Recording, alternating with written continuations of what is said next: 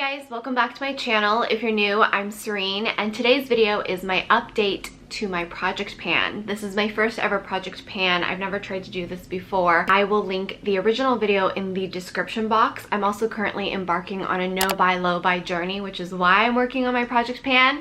And I explained to you what my tendencies are with products I love and how I try to like not use them. And there's like this whole crazy mentality I have about wanting to save my favorite products just in case I ever were to run out. It's kind of my hopes and dreams. I used up some products and I am still working on some. And then there are some new products I have included and added to my project pan. I might be a little ambitious in adding all these products, but I also really have been enjoying them and could see myself using them a lot. Another video I'd recommend you watch on my channel is my makeup collection before I discovered YouTube. Very enlightening and fascinating, and I encourage you to watch that and also kind of take stock at your makeup collection before you discovered the beauty community here on YouTube, whether you have a channel or you just started watching beauty videos. Whoever want to take part in what I create next in terms of videos, definitely check out the community page on my channel, or you could just subscribe to my channel and give that notification bell a little check mark and turn on post notifications, because I really do ask you guys what videos you want to see next here on my channel, as well as like content that you might be interested in. Overwhelmingly, more of you guys wanted to see an update on my project pan versus the Glossier Milky Oil makeup remover review, and I did film that one, but I realized more of you guys care more about my project pan, so I'm filming this video and having it go up first. Let's start with the products that I did use up in the last 3 months-ish. So I'm gonna try and do these updates every quarter, which is every 3 months or so. So the first product I finally used up is my Peter Thomas Roth Max Mineral Naked SPF 45. Now, I loved this product when I started using it originally, and then I would rotate it out because I didn't want to run out of it because I loved it so much. But what I found when using up products, like my goal of using up products because I love them so much and trying to like make a dent in my makeup collection, is that I kind of got sick of it after using this up. I still love it. I still think it's a great product, and it has your skincare, it's hydrating, it's got a light tint to it that reflects light, so it makes your skin look really dewy and healthy, and it has a physical SPF of 45, which is great. So it's this beautiful all-in-one product, perfect for every day. This was the product I would have used in high school and college and even in everyday life. If you're a mommy, this is the perfect one-step product in the mornings. But when I'm forced to use a product almost daily to get through it, I find that because I have so many other products I want to test out and try, I definitely am okay with running out. So while it's something that I still love and recommend, and I think it's a beautiful product, I'm really okay that it's gone because I got my use out of it and I am so ready to move on. And if you've watched my February favorites, I've rediscovered a tinted moisturizer I absolutely love, and there's some other tints I'm really enjoying in my makeup collection that I'm going to rotate in and use. I like changing it up because I have so many options. Something I'm going to touch upon at the end of this video about how having too many options can really create some bad habits and mentalities and tendencies. I use this up, so do I still recommend it? Yes. If you're somebody who wants that all-in-one product, this is a great product. I specifically love that it has a physical SPF of 45. I personally recommend using a physical SPF of 30 or higher every single day. So I love this for quick on the go. If you're somebody who wants an all-in-one product, love this stuff, and I finally used it up. Very proud of myself because it did not expire before I got through it. Another item I pretty much used up is my Josie Maran Argan Black Oil Mascara. And this isn't that it's like completely out of product, it's that it's old. Most of my mascaras don't fully run out unless it's a trial size. Most of them go bad because you really should be changing your mascaras out at minimum every 3 months.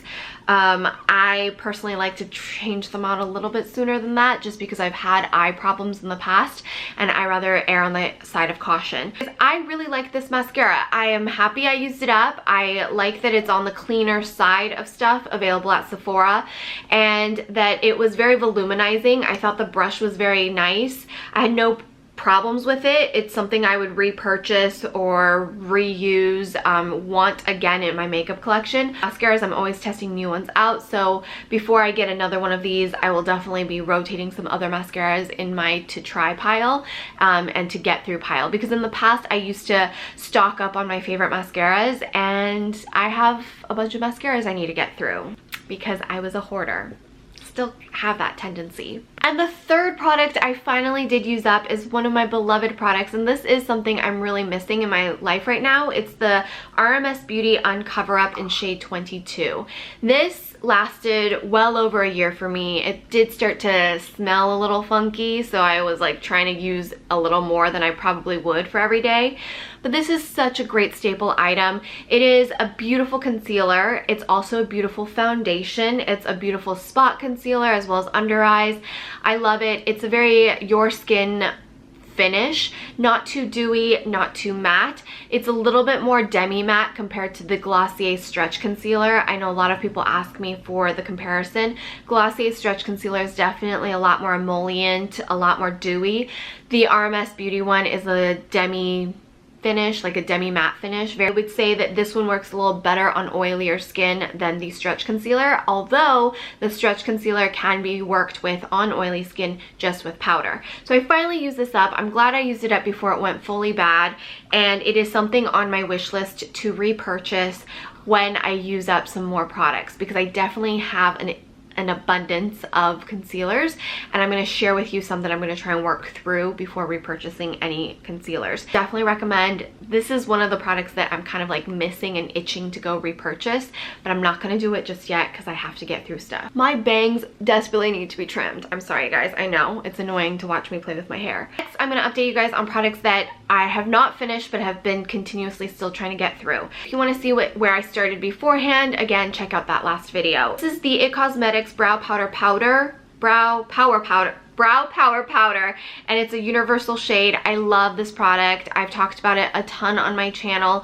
I feel like I'm getting some good usage out of it. I think we last a very, very long time. Like, you guys, I mean, I'm making more of a dent, and this pan is definitely like bigger than it used to be.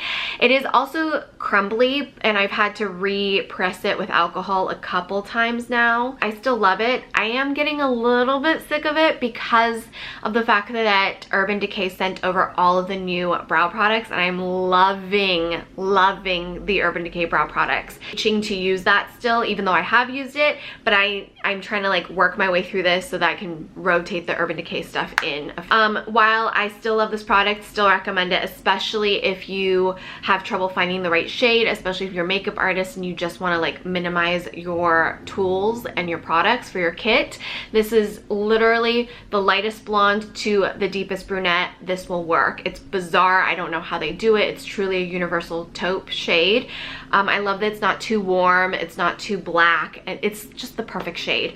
But I have other products I'm itching to use, and while I'll like switch things out, I am definitely trying to use this as much as possible to get through it. Next product is my Color Science Total Eye 3-in-1 Renewal Therapy. This has SPF 35. It's a physical SPF. It's got a little peachy tint to it, a nice metal applicator, and it also has peptides to help lift and brighten your under eyes. I was shocked at how much product is in here because I'm still not done, and I've been heavy-handedly using this as my daytime eye cream because it has the SPF, because it has that peachy corrector, and it has all the nutrients I want for an eye product. I'm just shocked that I'm not done with this yet. It's like the never-ending Mary Poppins of eye products. The next item I have is my Milk Makeup Cush Fiber Brow. I've really been enjoying this. This is in the shade Dutch. I will apply this over my IT Cosmetics because my brows are a little bit wispy. They're very, very light, very thin, and very wispy, which is so annoying and frustrating to work with. So I do typically like some sort of a waxier product to hold down the wispiness, and I do like it. I don't know that I'll ever run out fully because I mean there's just so much product. I really like the little mascara wand, or like a little mini triangle. It's the perfect amount of product every time. It works well with or without my brow powder. I'm surprised that there's so much product in this thing. It's definitely more product, I feel like, than my Glossier Boy Brow. The Glossier Boy Brow is also a little bit more of a waxy consistency, whereas the Kush Fiber Brow is a little bit more like liquidy. I like that both of them are not crunchy. I hate crunchy brows. I know some people like crunchy brows. I am not one of those people. I like that it tames my brows, it fills them in, it keeps everything in place without any of that crunchy feel. Next up is my Make Bisou Bisou Lip and Cheek Stain. This is something I really have just been enjoying. I actually left this in my purse for a few weeks because anytime I wanted to touch up my face and just like make it look a little more presentable, I use this on my cheeks, my eyes, as well as my lips. I love this shade. Maddie collabed with Make to create this shade, and it's such a beautiful, beautiful shade. So I'm pretty close to being done. I'm just gonna scoop this all. So that's the end of it. And I'm almost sad that if I use this up, I don't know that I'll have anything in my collection of this shade. This is one of those things where I'm still really enjoying, because every time I put it on, I'm like, wow, this just looks so good on my lips.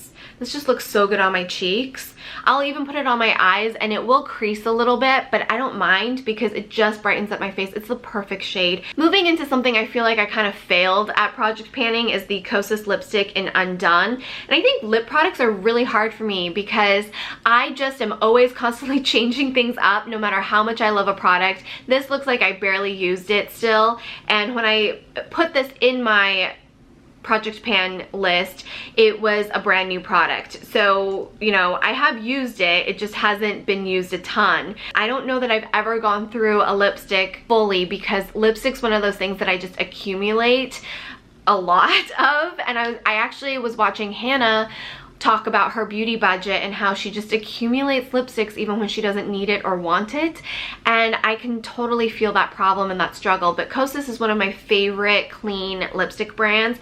Kosas and Bite Beauty are my two favorites because they're super clean, they smell amazing, they taste good, the color pigmentation is great, they're comfortable on the lips, and I don't feel bad that it's on my mouth, which is something that's going to be ingested. I can like justify other products here and there that aren't super clean or toxic free, but when it comes down to my lip products and anything on my eyes, I get a little nervous because I'm literally eating it. Let's talk about my Tatcha, the Silk Canvas. So good. I do have some primers I need to test out, so I'll try and switch them out.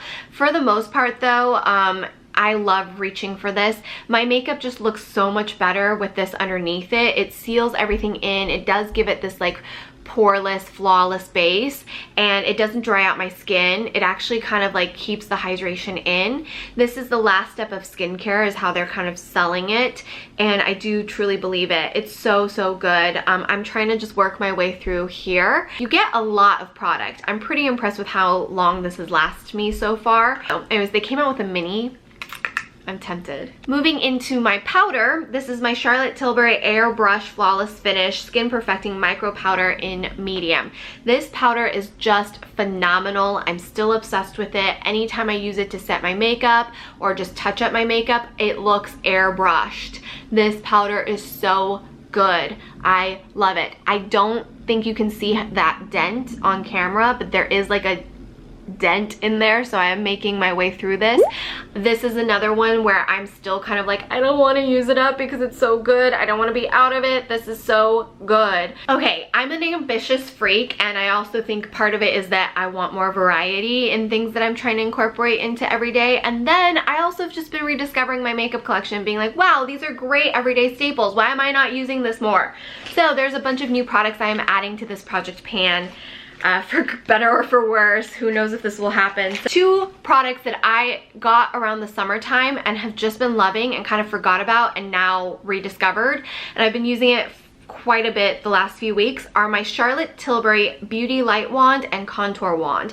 You can see I've made quite a dent on this, and I think I'm gonna get through it because these are so freaking awesome for contouring. I don't do like heavy contouring. I just do it enough so that, you know, my face doesn't look like a pancake in photos, and then I hate my jawline, so I try to accentuate that a little bit more, whether it's with bronzer or contouring. But this is so easy. I love this stuff. It's just like a really easy to blend cream product with the sponge. I love that you can lock it up so the product doesn't spill out too much. And then this is the highlight, which I'm wearing today. I also did put the Charlotte Tilbury Film Star Bronze and Glow over it, but this highlight is also beautiful.